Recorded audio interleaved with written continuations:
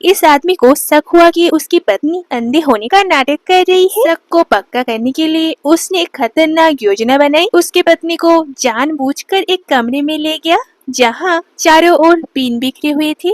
फिर उसने अपनी प्रेमिका, जो उस घर में नौकरानी के रूप में काम करती थी, उसने उसे इशारा किया कि वो पत्नी को उस पिन से भरे बिस्तर पर गिरा दे। लेकिन पति इस बात से अनजान था कि पत्नी की आंखों की रोशनी पहले लौट चुकी थी। पत्नी उसकी प्लान पहले ही समझ चुकी थी और जानबूझकर उस नौकरानी को ही उस बिस्तर पर गिरा देती है। इस घटना से पति घबरा गया। वो चाहता था कि उसकी पत्नी को कुछ पता न चले, इसलिए वो पत्नी को आराम करने के लिए कहा और नौकरानी को चुपचाप हॉस्पिटल ले गया। मगर उसे नहीं मालूम थी कि उसकी पत्नी पहले ही सब कुछ जान चुकी थी। दरअसल ये इस लड़की की पुनर्जन्म थी। पिछले जन्म में वो अपनी बीमार बच्ची को हॉस्पिटल ले जाने के लिए सीढ़ियों से उतरने की कोशिश कर रही थी, लेकिन वो अंधी होने की वजह से सीढ़ियों से गिर जाती है। उसी समय उसके पति ने उसकी मजबूरी का फायदा उठाया, बच्ची को उससे छीन लिया और उसे मरने के लिए वहाँ पे छोड़ दिया ताकि वो उस नौकरानी से शादी कर सके। लेकिन शायद नियति को ये मंजूर नहीं था।